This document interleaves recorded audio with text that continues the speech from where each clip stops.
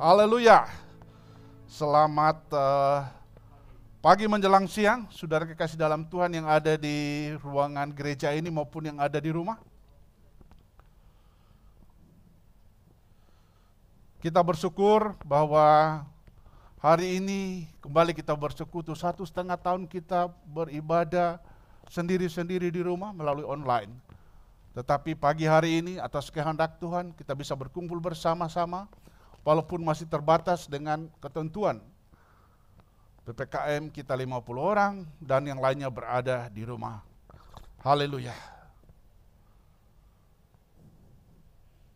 Kita berdoa kiranya pada hari-hari mendatang kita bisa kembali beribadah, bersekutu seperti biasanya. Dan saya percaya bahwa Tuhan akan mengadakan apa yang sesuai dengan rencananya Tuhan. Pada pagi hari ini kita mengucap syukur di dalam Tuhan bahwa kembali kita memiliki tema baru di dalam seri khotbah kita pada bulan September, Oktober, November, yaitu The Blessed Life. Ada 8 kunci menuju hidup yang diberkati, yang biasa dikenal dengan khotbah Yesus di bukit. Adalah khotbah yang luar biasa yang pernah disampaikan oleh Tuhan Yesus sendiri. Hari ini kita akan belajar the first key atau kunci pertama yang berkata, tergantung pada siapa Anda bergantung. Saudara mau diberkati oleh Tuhan, mau berbahagia. Pelajaran hari ini berkata, tergantung pada siapa Anda bergantung. Bergantung ini seperti ini ya. Dan judul khotbah pada pagi hari ini sambil hidup yang bergantung kepada Allah. Jadi firman Tuhan mau mengarahkan kita jangan bergantung kepada yang lain, tetapi mau bergantung kepada Allah sendiri. Ada amin. Haleluya. Karena sebagai hamba Tuhan, saya ingin Anda semua diberkati, berbahagia, bahkan happy di dalam kehidupan ini. Ada amin. Oleh sebab itu kita mau belajar sama-sama. Kita akan baca Matius pasal 5 ayat 3.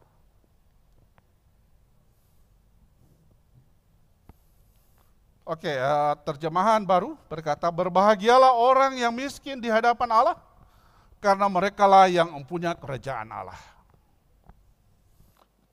Terjemahan bahasa Indonesia sehari-hari. Berbahagialah orang yang miskin di hadapan Allah, karena merekalah yang, berbahagialah orang yang merasa tidak berdaya dan hanya bergantung pada Tuhan saja. Mereka adalah anggota umat Allah. Bergantung artinya berpegang. Tempat bergantung harus lebih kuat daripada yang bergantung. Ada amin. Yang terkuat tempat kita bergantung adalah Allah sendiri. Haleluya. Meski di hadapan Allah artinya mereka yang tidak berdaya, mereka yang tidak berdaya dan hanya bergantung kepada Tuhan saja. Haleluya. Meski di hadapan Tuhan berarti mereka, Anda semua yang hanya bergantung kepada Allah sendiri. Haleluya. Jadi miskin di hadapan Allah artinya bergantung kepada Allah dan bukan pada diri sendiri. Sehingga hasil akhirnya memiliki kebahagiaan dan kerajaan surga, dikatakan oleh Matius 5 ayat 3. Sebaliknya, mereka yang merasa kaya rohani, mereka yang merasa punya iman yang luar biasa di hadapan Allah, akan selalu bergantung pada dirinya sendiri. Firman Allah mengatakan, hasil akhirnya mereka akan tidak berbahagia. Jadi tidak ada pilihan lain pada pagi hari ini. Mari kita bergantung kepada Allah yang luar biasa itu. Ada amin. Untuk bisa mengalami berkat dan bahagia dalam seluruh aspek kehidupan kita. kita harus bergantung pada Tuhan. Pagi hari ini, saudara kekasih di dalam Tuhan, kita akan belajar ada 5 cara praktis. Kalau tadi kunci pertama adalah bergantung kepada Allah, anak kuncinya ada 5. Bagaimana kita bergantung kepada Allah? Kita belajar sama-sama, perhatikan baik-baik. Bagaimana caranya menurut firman Allah, menurut standar Allah, kita bergantung kepada Allah. Yang pertama, bergantung pada hikmat Allah. Mengapa harus bergantung kepada hikmat Allah? Karena hikmat manusia selalu atau tidak tentu benar. Tetapi hikmat Allah itu 100% pasti benar. Ada amin? Kita samakan dulu persepsi ini. Kenapa alasannya kita bergantung kepada hikmat Allah? Karena hikmat Allah itu 100% benar. Ya dan amin. Sedangkan hikmat yang kita miliki, manusia miliki ini, ada kalanya benar dan lebih banyak salahnya. Kita mau belajar pagi ini bersama-sama. Amsal 14 ayat 12 firman Tuhan berkata demikian. Ada jalan yang disangka orang lurus, tetapi ujungnya menuju maut. Ini adalah hikmat manusia. Pernahkah Anda merasa segala sesuatu sudah benar menurut rencana kita, tapi kenyataannya salah total? Saya sering mengalami hal ini. Karena saya mau pergunakan hikmat dan akal saya. Menurut saya sudah benar.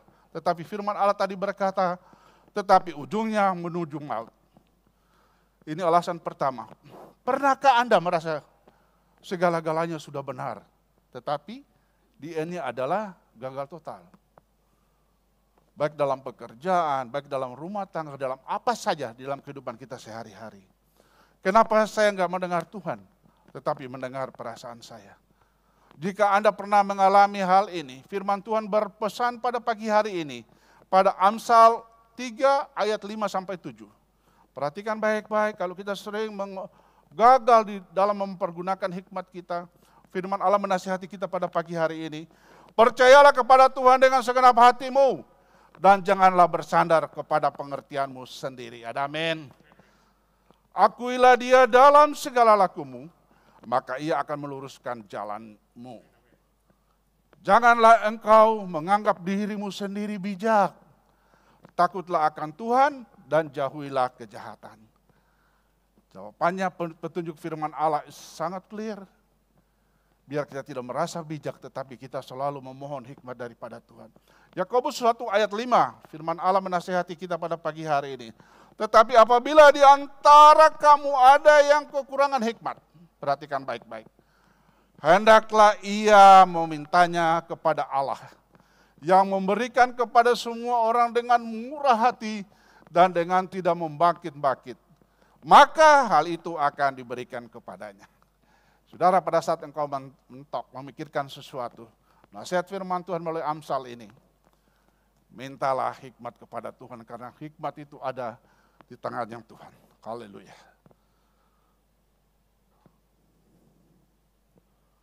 Allah tidak ingin kita mengambil keputusan yang salah, karena semua hikmat ada di tangannya Tuhan. Di Yakobus 1 ayat 5 tadi dikatakan, tetapi apabila di antara kamu ada yang kekurangan hikmat, hendaklah ia memintanya kepada Allah. Karena hikmat itu punya Allah dalam kehidupan kita. Bagaimana sekarang masalahnya adalah bagaimana kita supaya bisa hidup bersama-sama dengan hikmat Allah. Bagaimana supaya kita selalu hidup bersama hikmat Allah? Kita hanya bisa menerima hikmat Allah ketika kita menerima roh Allah untuk masuk di dalam hidup kita. Jadi prinsipnya kalau Anda mau hidup bersama-sama hikmat Allah dalam kehidupanmu ini, pastikan roh Allah ada di dalam hidupmu. Karena komunikasi hikmat Allah itu adalah 2 in 1. Pada saat engkau ada roh Allah, hikmat ada di dalamnya. Ada amin. Prinsip pertama untuk kita memperoleh hikmat Allah dalam hidup kita, pastikan engkau memiliki roh Allah dalam hidupmu. Bagaimana caranya? Pelajaran gereja kita, bahwa Roh Kudus, roh Allah itu bekerja pada saat engkau dibaptis.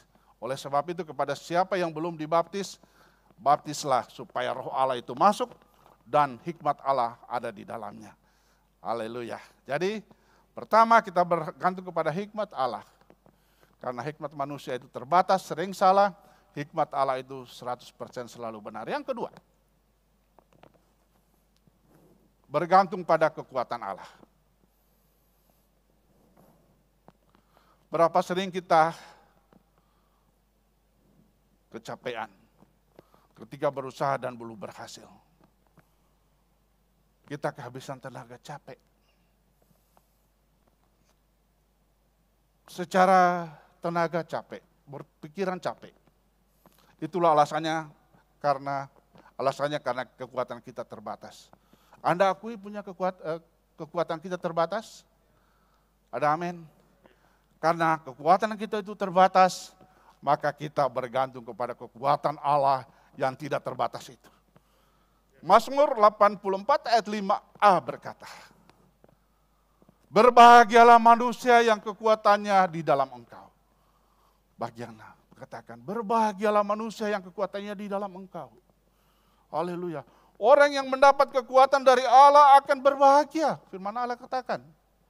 Alasannya karena dia tidak akan mengalami kehabisan energi lagi. Kehabisan tenaga lagi.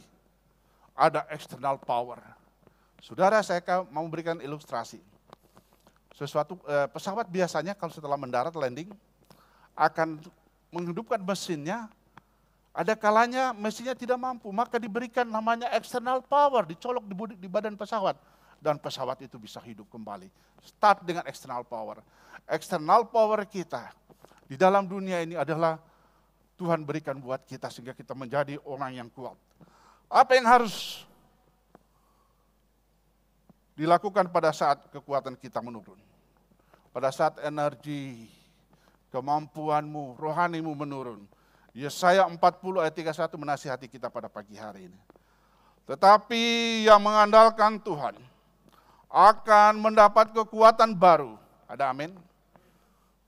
Saya ulangi sekali lagi, tetapi orang yang mengandalkan Tuhan akan mendapat kekuatan baru. Mereka seperti burung Raja Wali yang terbang tinggi dengan kekuatan sayapnya. Mereka berlari dan tidak menjadi lelah. Mereka berjalan dan tidak menjadi lesu. Haleluya. Anda mau menjadi seperti burung Raja Wali? Minta kekuatan kepada Tuhan. Pada masa-masa sulit seperti saat ini, kita perlu kekuatan Tuhan. Dan janji Tuhan, kita akan seperti burung Raja Wali. Yang orang dunia katakan tidak ada matinya, tidak ada capeknya. Karena ada kekuatan Tuhan bersama dengan kita. Haleluya. Pada momen-momen tergelap dalam hidup kita, hanya kekuatan Tuhan yang bisa membuat Anda melewatinya. Pada saat engkau sulit, pada saat engkau drop, hanya kekuatan Tuhan yang bisa memampukan engkau melewatinya. Saya mengalami itu, saudara. Pada saat saya lumpuh 4 bulan, tidak ada kekuatan apa-apa. Saya berserah pada Tuhan. Dan kenyataannya, janji Tuhan itu ya dan amin. Bagi mereka yang sakit maupun yang lanjut usia akan berkata demikian. Pada Mazmur 73 ayat 26. Mazmur 73 ayat 26.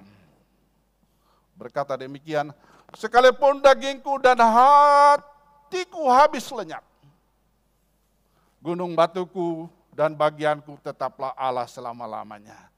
Bagi dia yang tua saat ini, yang sudah lanjut umurnya, bagi Anda yang masih dalam keadaan sakit, katakan ini.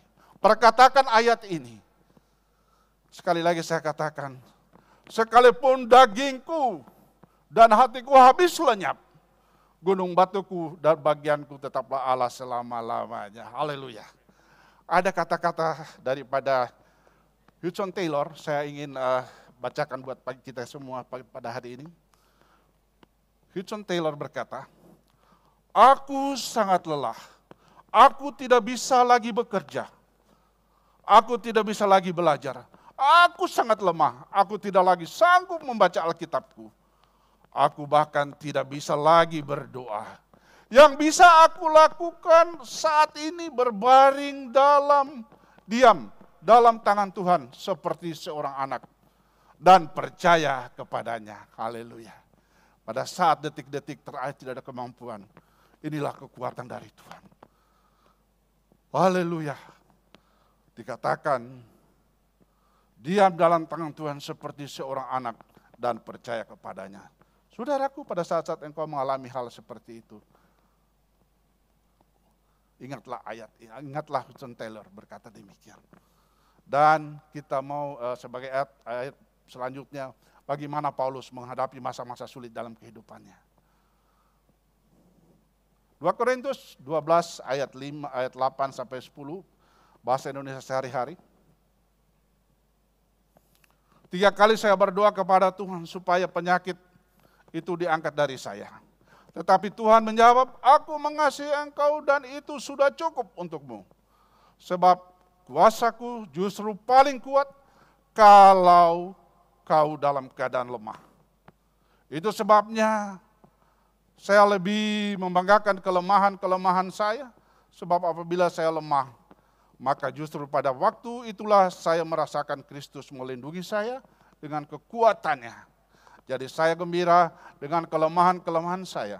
Saya juga gembira kalau karena Kristus saya difitnah, saya mengalami kesulitan, dikejar-kejar, dan saya mengalami kesukaran. Sebab kalau saya lemah, maka pada waktu itulah justru saya kuat. Haleluya. Paulus menyadari hal itu setelah 3 kali dia berdoa. Penyakitnya, dia tidak berdoa lagi untuk meminta penyakit. Ternyata rahasia kekuatan Allah bekerja melalui penyakitnya itu. Haleluya. Kita bisa berkata, apapun keberadaanmu saudara-saudara saat ini, kita mau berkata sama dengan Paulus, I am okay with God. Jemaat yang dikasihi Tuhan dimanapun Anda berada, saya mau ajak kita saat ini katakan sama saya, I am okay with God. 1, 2, 3. I am okay with God. Pernyataan kita. Apapun keberadaanmu, Paulus juga mengalami hal sama. Dia katakan dia oke-oke saja. Dia sangat oke bersama dengan Tuhan. Bagaimana caranya supaya kita memiliki kekuatan dari Tuhan? Ini yang penting. Kita tahu tadi janji Tuhan, kekuatan Tuhan. Tapi bagaimana, what next buat kita supaya kita bisa memiliki kekuatan ini. Mazmur 1 ayat 2-3 mengatakan bahwa mereka yang merenungkan firman Tuhan siang dan malam akan menjadi kuat, bahkan akan tetap berbuah dalam kondisi apapun. Kita juga harus melakukan firman supaya saat ada masalah, kita tidak akan menjadi goyah. Kalau kita ingin menjadi orang yang kuat di dalam Tuhan, maka kita harus menjadikan firman Tuhan sebagai dasar di dalam kita menjalani hidup ini agar tetap kuat. Ada amin. Kita tahu kekuatan dari Tuhan. Kita harus menghidupinya. Bagaimana caranya tadi? Kita harus membaca firman Tuhan siang dan malam dan melakukan. Itulah tempat kekuatan Tuhan. Yang ketiga, bergantung pada waktunya Allah. Olahragawan sangat terkenal dengan mereka akan menjadi juara apabila mereka tahu timing dan tepatnya waktu, seperti selancar. Kalau mereka harus tahu bagaimana timingnya, kapan harus turun dan kapan harus naik. Dan mereka akan menjadi, semua olahraga melakukan hal yang sama. Sepak bola juga, nendangnya tidak nendang sembarangan. Kapan nendangnya, mereka harus cari timing yang tepat. Koki, tukang masak, ibu-ibu yang ngerti. Waktu yang tepat. Kita pernah diajarkan oleh seorang dokter di sini, merebus telur itu yang paling sehat, yang paling bagus adalah 7 menit sampai 10 menit. Ibu-ibu punya pengalaman mengenai memasak. Memasak jenis makanan yang sama, beda rasanya. Ada yang berkata, kok saya masak nggak enak? Karena apa? Timingnya itu sangat menentukan. Masak bayam, kangkung sampai 15 menit hancur. Jadi timing ini sangat penting dalam kehidupan kita. Haleluya. Alkitab berkata segala sesuatu ada waktunya. Ada amin. Walau waktu menunggu itu adalah waktu yang kita lakukan setiap hari dan sangat berat buat kita. Firman Allah menasihati kita pada pagi hari ini pada Mazmur 31 ayat 14 hingga 15a. Tetapi kepadamu aku percaya ya Tuhan. Aku berkata, Engkaulah Allahku, masa hidupku ada dalam tangan-Mu. Daud tahu persis ini. Masa hidupku ada dalam tangan-Mu. Haleluya. Pernahkah enggak kita terburu-buru? Tapi Tuhan santai saja. Tuhan kok nggak nolong-nolong. Kalau kita baca kisah di Alkitab bagaimana Lazarus meninggal, saudara-saudaranya tidak sabar menunggu. Manusia suka, karena apa alasannya Tuhan? Allah memperhatikan apakah kita percaya kepada Dia. Tetapi manusia sukanya serba instan. Kita terbiasa dengan kopi instan, mie instan. Jadi maunya juga Tuhan instan di dalam kehidupan kita. Pencet lift begitu juga, kecuali di Apple Tower. Sudah dipencet, karena liftnya belum datang, dipencet terus, pencet terus.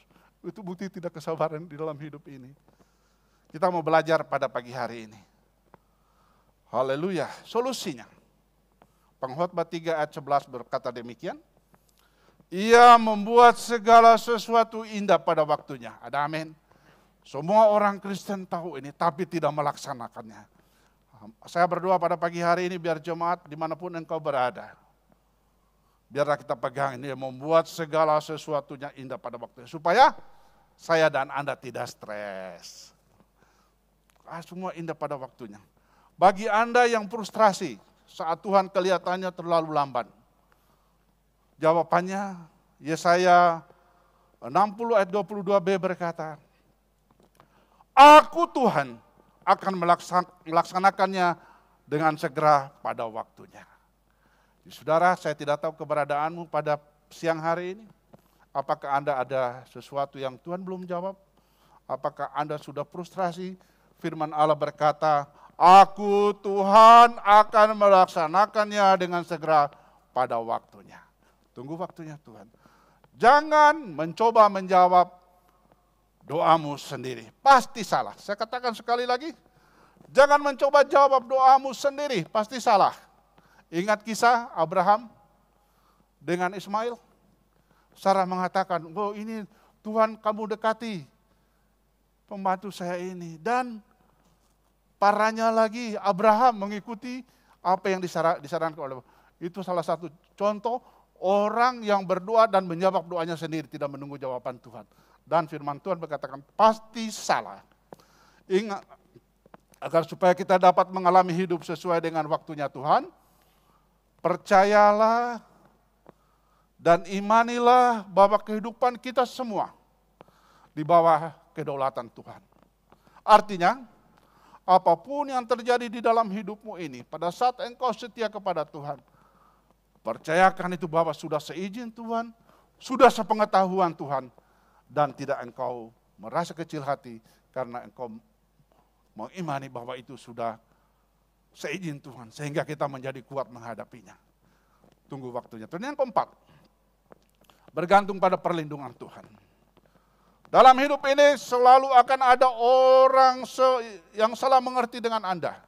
Di dalam rumah saja sering ada salah pengertian suami, istri, anak-anak. Sesempurna apapun Anda, saya sekali lagi saya katakan, perhatikan baik-baik. Sesempurna apapun Anda, akan ada yang tidak suka padamu. Amin. Oh, Anda sempurna, tidak akan ada manusia yang akan menyenangkan semua orang. Oleh sebab itu, kita perlu perlindungan Tuhan untuk menyelesaikan masalah ini. Contoh Tuhan Yesus. Biasanya, normalnya, hal ini membuat kita cenderung mempertahankan diri, resisten, bahkan membela diri. Pelajaran kita untuk menghadapi hal-hal seperti ini, kita perlu perlindungan Tuhan. Standar firman Tuhan untuk mengatasinya adalah percayakan Allah untuk menghadapi penuduh-penuduhmu. Percayakan Tuhan untuk menghadapi orang-orang yang menuduhmu. 1 Petrus 2 ayat 23. Ketika ia dicaci maki, ia tidak membalas dengan mencaci maki. Ketika ia menderita, ia tidak mengancam. Tetapi ia menyerahkannya kepada Dia yang menghakimi dengan adil. Yesus memberi contoh. Pada saat engkau dimaki, serahkan kepada Tuhan yang akan menyelesaikannya. Haleluya. Jadilah berani melakukan apapun, karena ada Allah yang melindungimu. Mazmur 2 ayat 12 menasihati kita pada pagi hari.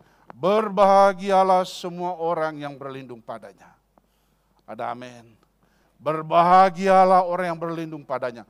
Karena Tuhan Allah yang akan mengatasi segala masalahmu dengan orang-orang di sekitarmu. Haleluya. Izinkan Allah menjadi pembelamu terhadap kritik-kritik dan tuduhan. Haleluya. Bagaimana caranya supaya Anda dan saya tetap mengalami perlindungan Tuhan?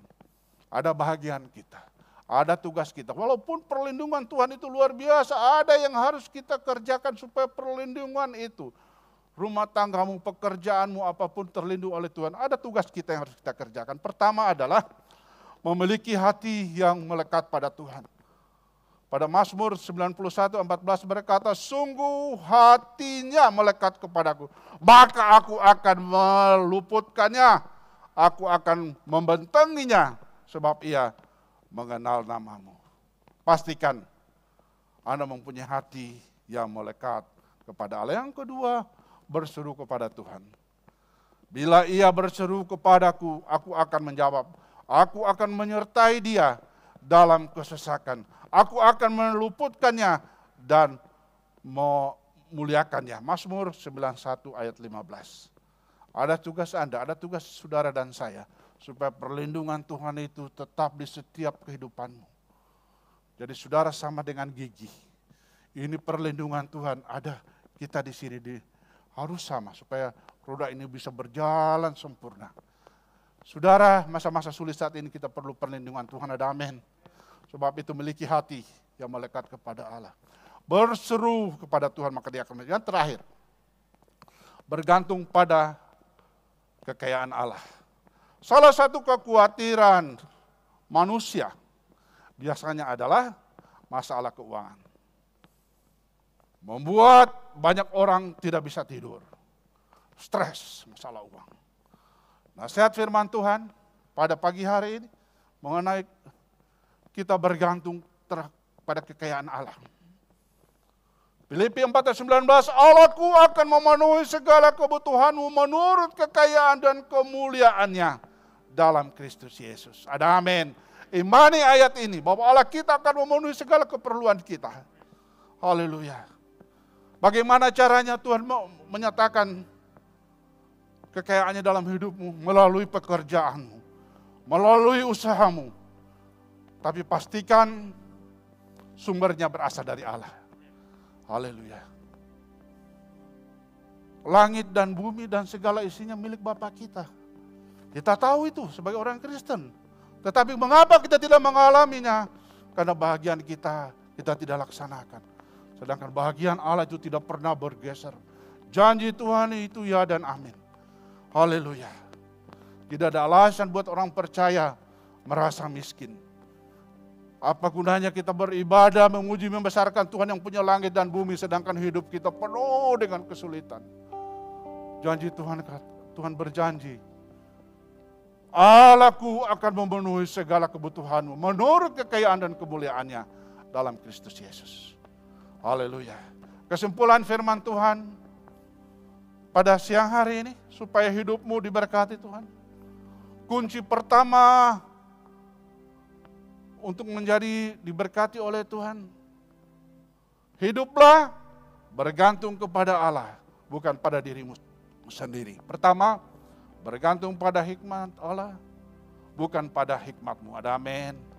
Yang kedua, bergantung pada kekuatan Allah, bukan pada kekuatanmu. Ada amin. Yang ketiga, bergantung pada waktunya Tuhan, bukan pada waktumu. Ada amin. Yang keempat, bergantung pada perlindungan Tuhan, bukan pada perlindunganmu. Ada amin. Dan yang terakhir, bergantung pada kekayaan Allah, bukan pada kekayaanmu. Haleluya. Namun satu hal yang pasti, bahwa penyertaan dan berkat Tuhan akan berlaku bagi setiap orang yang bergantung penuh padanya. Kita memang manusia biasa, tetapi kita punya Tuhan yang luar biasa. Andalkan Dia selalu, dan penyertaannya pasti berlaku dalam hidupmu. Tuhan Yesus memberkati semua. Amin. Haleluya. Mari kita berdoa. Bapa di dalam surga, terima kasih. Hari ini kami sudah mendengarkan nasihat-Mu. Bagaimana Tuhan supaya kami menjadi anak-anak Tuhan, jemaat Tuhan yang diberkati oleh Tuhan. Haleluya. Biarlah Tuhan kami tidak mengandalkan hikmat kami. Kami selalu mengandalkan hikmat-Mu, mengandalkan kekuatan Tuhan, bergantung kepada perlindungan Tuhan, bergantung kepada kekayaan Tuhan. Terima kasih biar firman-Mu menjadi kekuatan buat jemaat-Mu. Roh Kudus terjemahkan lebih dalam lagi. Biar siapapun yang sudah mendengarkan firman-Mu siang hari ini diberkati oleh Tuhan, dan akan menjadi orang-orang yang diberkati Tuhan pada hari-hari mendatang. Kami terima firman-Mu di dalam nama Tuhan Yesus Kristus. Haleluya. Amin.